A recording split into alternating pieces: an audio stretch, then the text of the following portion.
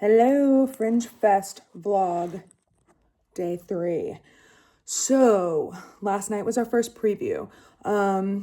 It was so much fun. We really had a blast.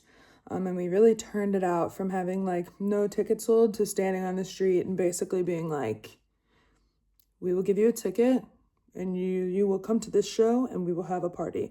We give out 20 tickets before the show. You get, at our particular venue, you get 50 tickets that you can use across your first 5 shows. Sideways ring here. Which is just so helpful, especially when you're coming from another country and you have a very like limited following. It's just a nice way to be able to get people talking about your show without making them have to take the risk of spending the money on your show. So that was awesome. It was the girlies and the gays. Like, we had quite the fun, mostly Gen Z audience, which was really fun because sometimes when you're a millennial, you're like, I think this is sort of cross-generational. And we've had a lot of like older people really enjoy our music in the past. Like, they come up to us and they're like, that was so fun or whatever. But having people that were born post like 2000 get down with it and be like, that was so much fun, it was just cool, because we want our show to be kind of for everyone, but also want to make sure that we're like speaking to a younger generation as well, as they're really important when you're making art. So yeah, it was so much fun. We had like nearly a full theater. Our theater seats 60, and I want to say we had like 45 people in there, which was just so exciting. Great show. Like, obviously it was more of, I think in my mind, it was kind of dress rehearsal-y, where it was like, okay, obviously there's some like cue things. Obviously there's some like things we want to like shift and change based on like the pacing of the show. It's funny, like culturally, what works and what doesn't, like, but even then there's a joke to be had and people not understanding like who Jenny Craig is, for example. It's both like kind of a older millennial reference and also not known in the UK, and it's just like something that you find out and then you can make a different joke about. Like, we just did an entire sketch and you guys were like, who is that? Like, who are you fucking talking about? So that's cool. Just like, there's so much, I feel like I'm like a performer who really likes to collect data about like what people liked about a show, what people are liking in the moment of the show, what people get, what people don't get. Like, I was asking people like when they were born last night. I'm like, how old are you? Because it's just like helpful information. But yeah, it was so much fun, and I feel like Drew and I, like, we just have so much fun on stage together, and it just really came to life last night.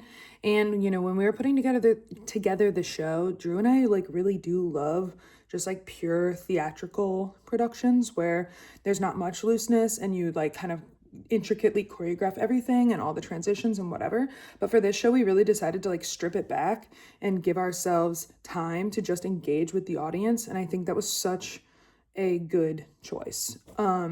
It kind of creates this feeling of like a little more risk where you're like, we have to not only have them like the content, but like us enough to like just let us talk and interact with each other and them.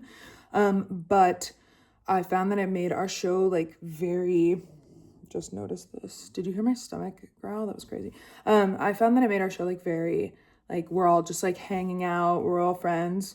And when you're doing a show 26 times in a row, it's like, it's nice to be able to feel as the performer like it's going to change each night depending on what the audience is vibing with or what comes to your mind that you want to say. It gives us the liberty to try out different jokes. It kind of adds that improvised element to our show without having to actually be like, and now we're going to do improv. And people after the show were really interested to know like what was pre-planned, what was just riffing. And it's getting to the point where I'm like, I feel like about 35% of our show is us just like making it up on the spot, which feels really good. But also we have enough of it that's been really rehearsed and polished to feel like it's not so audacious to be like, we're funny enough to just carry a show just like off the rip and like off the top of our heads. Like, it shows that we care and it has some like intentionality behind it. So it's really a nice hybrid of like all the things that I value in a performance, both for an audience and also as the performer. Those are my thoughts on the show so far after doing it once. And I was just so happy to have an audience. Like, I was fully prepared to be like, it may be like a true dress rehearsal and that like 3 people are there. I was hoping for at least like 5 because we need like that many audience members to do our show. But yeah, it was great. It was great. I would say like anyone coming to Fringe to like standing outside of your venue and catching people coming out of previous shows or walking by that are kind of like looking. We were handing out free tramp stamps on the street. We were pushing our posters. The backside of our poster says I squirted at Fringe, and it was really fun to watch people be like, oh my God, this is so naughty. So yeah, I think it's just like the hustle of it is sort of intimidating, but also really fun when you just like let yourself talk to people and get into it. I think I'm a person who's like, I'm not like a pure introvert, but I do have to like tell myself like, it's not embarrassing to talk to people. Like, it's okay to walk up to people and just like be friendly. And if they don't like it, like, and they want to just be like ignoring you or whatever, like, okay. Like, you do improv and like sketch for a living. Like, how embarrassed can you be like talking to a stranger? And the people that we did give free tickets to came out. And it was just cool of them because you can't guarantee like when you hand someone a free ticket that they're actually going to come. But when you're like, please come, I need this. I think the vulnerability of being like, I really need this, like, please roll out, is also this thing that like, I had this fear about coming across like desperate, but then you're like, I want people at my show. Like, so I think giving into that and being vulnerable with people and just being like, this really matters to me. And it's our opening night and we really need a house and you guys look fun and cool. And like, it would mean a lot if you came.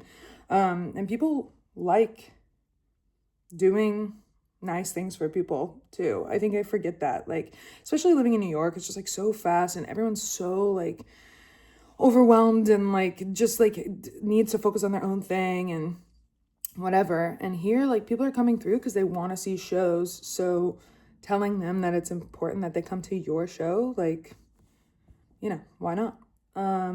So that's on vulnerability. But yeah, so we canceled our preview for tonight. Drew needs to vocally rest. He's been dealing with some like just like bronchitis, kind of laryngitis type stuff, and we do not want to fuck around with that because we have a really long way to go. We didn't have to like cancel a bunch of ticket sales or anything like that. We were going to be peddling tickets again tonight. So we're going to take the night off. He's going to go do some like vocal recovery stuff. I'm going to go meet with our press agent, chit chat. And then we're gonna start up again tomorrow. Tomorrow's the like official opening of Fringe, and we're expecting to see a lot more foot traffic. Last night was like pretty empty on the streets in a way that was like, oh, we gotta like find people. I anticipate tomorrow, based on what I've been told, it's gonna be like pretty lit. So hoping that translates into butts in seats, and just staying hopeful that Drew's voice will make a full recovery, that we'll be able to keep ourselves healthy. This midnight show is such a cool opportunity. We are like literally the latest show at the Underbelly, which is kind of like a party sort of theater.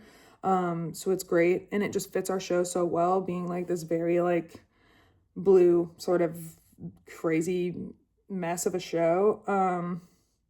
But the schedule is going to be tough. I can already feel it today. I'm like, okay, you gotta like get out of the show, get in a car, go home, or walk and go home, and get the rest you can. It's hard. And like, I know anyone who's a performer, it's like when you do a show, you're like adrenaline's running, you're like excited, I know for me, I like replay the show in my mind, not to beat myself up necessarily, but almost as like a study of what I just did. It's almost like a habit. Like I really have to like be like, let's put that away and think about it tomorrow. Or else I'll just like be up. Like last night I was up till like almost 5 a.m, and not because I wanted to be, but because I was just kind of thinking. And so telling myself like it's okay to sleep a little later and your schedule is going to be a little weirder. I'm almost trying to think of our show as like an early morning show so that I can like adjust accordingly. But hopefully as I get situated to our schedule, like during the day, I'll go do little day trips. I'll go explore other parts of Scotland because I do want to take advantage of being here. But first and foremost, I want to like be able to do the job and feel healthy and good. I think like an important thing to maybe mention in the, exercise of being like fully honest about my experience here is that like I've been struggling with chronic illness for the last 3.5 years, and it is truly like so difficult, and I've been struggling to figure out correct diagnosis, correct medications, correct care for that, and I'm on a very serious regimen while I'm here, and it is like I am really doing the best I can to like go to the grocery store, cook all my meals, like stay away from certain things and all this stuff.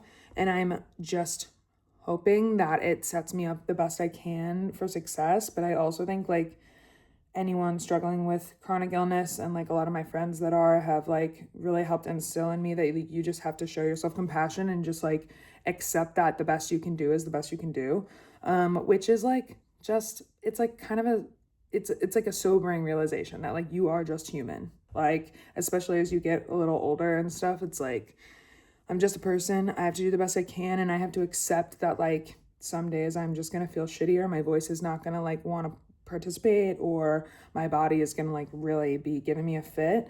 And all you can do is like try to set yourself up for success and be nice to yourself when you can't, do what you want to do. But all that being said, I think being in a new environment and just treating this as an opportunity that I can't lose, It's like I have nothing to lose, and also like I'm really hoping that in this experience I can get back to like the love of the game a little bit, and the challenge of doing a daily performance that will sometimes be a pleasure and will sometimes really be like a painful experience, and just remembering that like that's okay, like it's just inevitable. A lot of acceptance going on right now with both health and like my connection to comedy. So more on that to come, but for today we're going to rest, and I need to shut up and rest my voice as well. If you watch this, cool. That's it. Happy Fringe.